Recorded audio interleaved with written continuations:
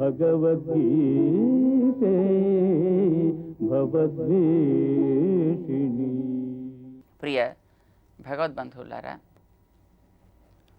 4వ అధ్యాయం భగవద్గీతలో కృష్ణుడు ఒక అందమైన విషయాన్ని చెప్పాడు.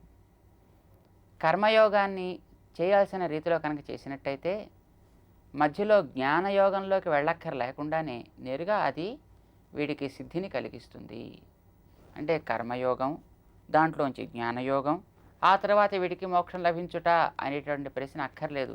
కర్మమే నేరుగా వీడిని తరింపచేస్తుంది అనే విషయాన్ని తను స్పష్టం చేస్తూ బ్రహ్మార్పణం అనే శ్లోకాన్ని చెప్పాడు. అంటే ఆచరించే కర్మ ఎట్లా ఆచరించాలి, మనం చేసే పని ఏ విధంగా భావన చేస్తూ ఆచరించాలి అనేది మనం తెలుసుకోవాలి అని చెప్తాడు. ఎట్లా భావిస్తాం?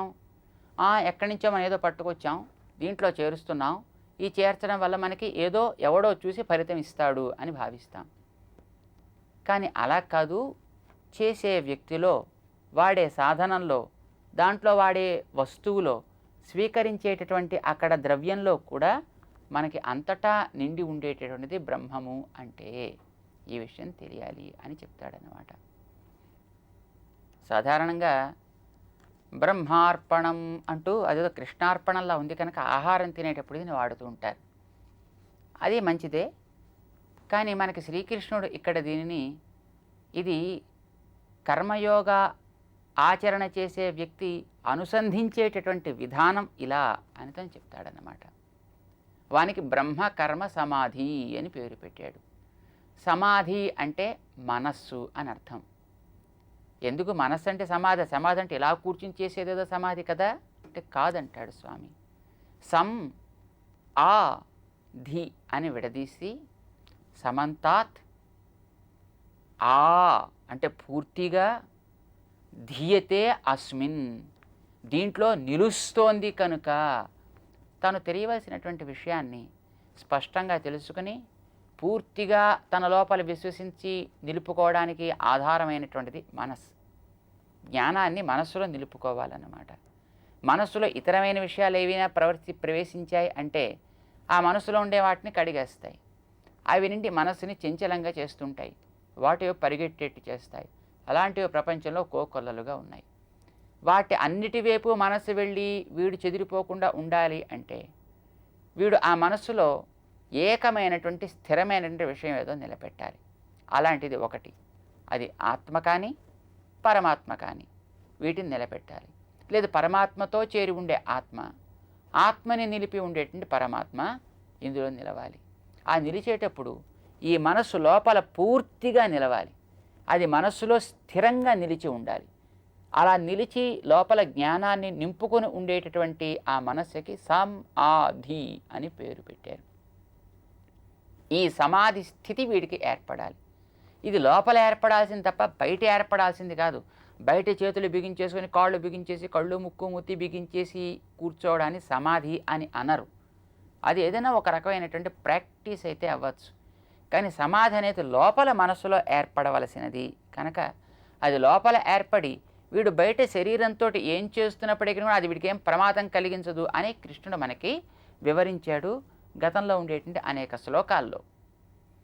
ఈ రకమైనటువంటి స్థితి కలిగి ఆ లోపల నిలిచింది కూడా తను చేసేటటువంటి ప్రతి పని కూడా బ్రహ్మమయము అనే స్థితిలో ఏర్పడితే ఆ స్థితి కలిగినటువంటి వ్యక్తికి పేరు బ్రహ్మ కర్మ సమాధి అని అంటాం అన్నమాట.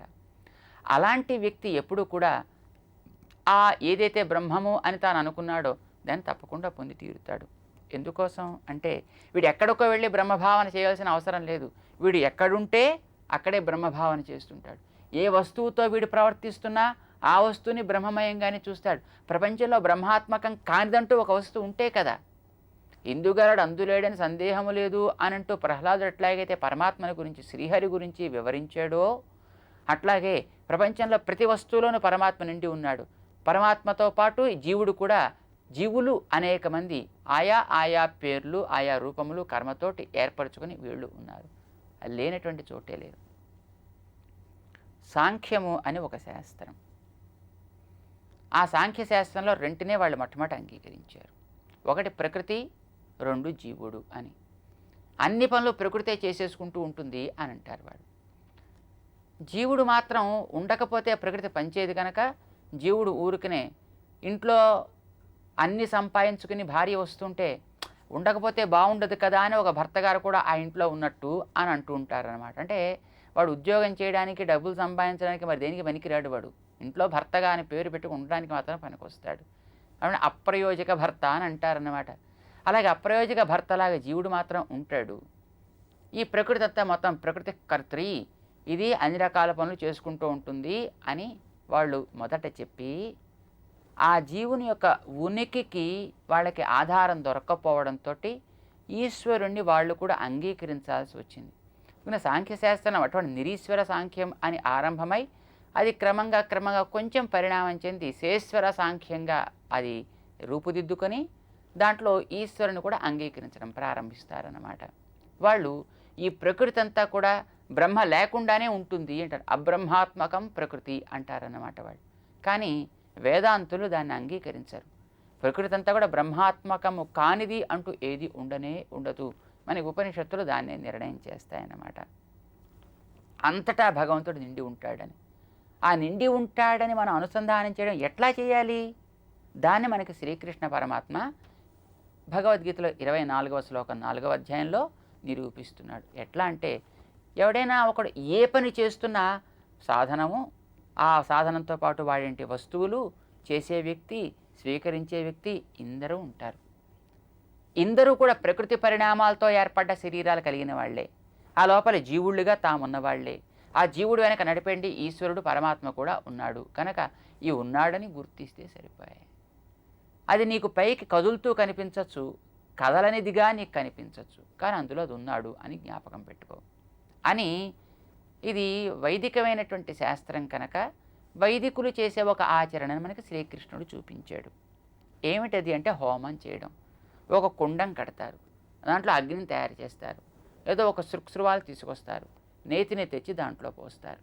నువ్వు చూసి ఆ శృక్స్రువం ఒక సాధనం, అందులో బ్రహ్మమయమే, అది బ్రహ్మమయమే, అందులో బ్రహ్మ ఉంటాడు.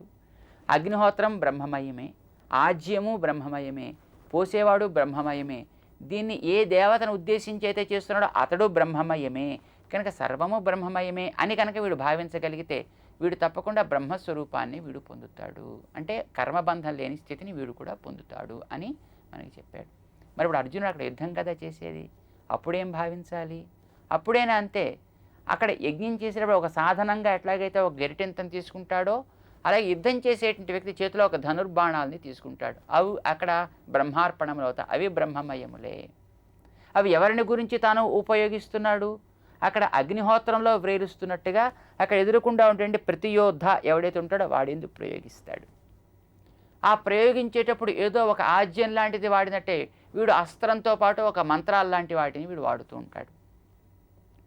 హోమం చేసే హోత అక్కడ ఉన్నట్టే ప్రయోగించే ప్రయోక్త తానుంటాడు. అయితే ఈ చేసేటప్పుడు వాడు నాకు శత్రువు, నేను వాడికి శత్రువుని, వాడిని లేకుండా నేను చేస్తా, నా రాజ్యం వాడు తీసుకున్నాడు, వాడి దగ్గర తిరిగి రాజ్యం తీసుకుంటా, నేను మళ్ళీ అనుభవిస్తా, వాళ్ళ వంశం లేకుండా చేసేస్తా, ఈ భావాలు తీసి పక్కన పెట్టి ఇది బ్రహ్మ యొక్క సేవలో ఒక రకమైనటువంటి భాగం. ఇది కూడా నేను చేయాల్సినటువంటి బాధ్యత. దాన్ని భగవంతుడు నాకు ఏర్పరిచాడు కనుక నేను చేయాల్సిందే. దీని ఫలితం భగవంతుడే ఏం చేయాలి అనేది నిర్ణయం చేస్తాడు తప్ప నేను నిర్ణేతని కాను అనేటువంటి విశ్వాసం తనలో ఉండి ఎవడైతే యుద్ధం చేస్తాడో వాడికి ఆ యుద్ధం వల్ల కలిగేటటువంటి మంచి చెడుకులు తనకేం సంబంధం ఉండవు. ఇదే కృష్ణుడు అర్జునుడికి ఉపదేశం చేస్తాడు చిట్ట చివరి దాకా. తెలిసింది అంటాడు అన్నీ విన్న తర్వాత అర్జునుడు అన్నమాట. కనుక ఆ ప్రయోగించేటువంటి విధానం అక్కడ అర్జునుడికి యుద్ధం చేసేటప్పుడు లేదు. ఒక ఉద్యోగం ఒక వ్యక్తి చేస్తుంటాడు, ఒక ఇంట్లో ఒక తల్లి వంట చేస్తూ ఉంటుంది, అప్పుడు ఆవిడ హోత, అక్కడ పెరిగేది అగ్నిహోత్రం, తాను తయారు చేసేటటువంటి ఆ అన్నాదులు ఉంటాయి, తయారు చేసే పదార్థములు, అవి అందులో వాడేటువంటి వస్తువులు, తను వాడేటువంటి ఆ గిన్నెలు లాంటి యుటెన్సిల్స్ అన్నీ కూడా దానికి బ్రహ్మ అర్పణములు. స్వీకరించే వ్యక్తులు ఉంటారే వీళ్ళంతా కూడా అందులో అగ్నిహోత్రంలో ఉండి స్వీకరించే దేవతా స్వరూపాలు లాంటి వాడు. ఇందరిలోనూ బ్రహ్మ నిండి ఉంటుంది కనుక, అంటే జీవుడు నిండే ఉంటాడు. ఆ జీవుడు అంటే పరమాత్మ నిండే ఉంటాడు కనుక తాను చేసేటువంటి బ్రహ్మమయము బ్రహ్మసేవ అనే అది యజ్ఞస్వరూపంగానే తను భావించవచ్చును. ఏం దోషం లేదు. ఒక ఉద్యోగికైనా, ఒక గృహస్థుకైనా, ఒక యోద్ధకి అయినప్పటికీ కూడా, ఒక హోతకి అయినప్పటికీ కూడా ఈ భావన విధానం ఇలా ఉండాలి సుమా అని శ్రీకృష్ణుడు శాసిస్తున్న బ్రహ్మార్పణం బ్రహ్మహవి బ్రహ్మాగ్నౌ బ్రహ్మణాహుతం. ఇది చేసే పని ఈ భావన కలిగినవాడు అదే పని చేస్తాడు, భావన లేనివాడు అదే పని చేస్తాడు. ఇద్దరికి చేసే పనిలో మార్పు. విడివి చేతులే వాడివి చేతులే, వీడు వాడేది అదే పరికరం, వాడు వాడేది అదే పరికరం, వీడు ఉపయోగించి అదే ద్రవ్యం, వాడు వాడేది అదే ద్రవ్యం. భావన కలిగిన వాడు పోసేది అదే అగ్నిలో, భావన లేనివాడు పోసేది అదే అగ్నిలో. వాడు స్వార్థంతో తన లాభం కోసం వాడు చేస్తాడు, జ్ఞానం కలిగిన వాడు పరమాత్మ ఆరాధనారూపంగా భావిస్తూ వీడు చేస్తాడు. వాడు స్వార్థంతో చేసాడు కనుక దానివల్ల కలిగే మంచి చెడుగులు వాడే అనుభవిస్తూ ఫలితాన్ని వాడు పొందాల్సి వస్తుంది. అది లేకుండా వీడు చేస్తున్నాడు కనుక వీడు ఏ రకమైనటువంటి ఫలితాన్ని వీడు పొందాల్సిన అవసరం లేదు. వీడికి ఉండే కర్మ ప్రాచీనమైనది కూడా తొలగిపోయి ఇప్పుడు చేసే కర్మ వీడికి బంధకం కాకుండా ఉంటుంది, వీడు తరిస్తాడు. కనుక వీడు జ్ఞాని అవుతాడు, వాడు తిరిగి ఆ కర్మ చక్రంలోనే తిరుగుతూ ఉంటాడు అన్నమాట. ఇది వాడికి వీడికి పై కర్మ ఆచరణలో ఏమి తేడా ఉండదు, చేస్తూనే వాడు ఉంటాడు వీడు ఉంటాడు.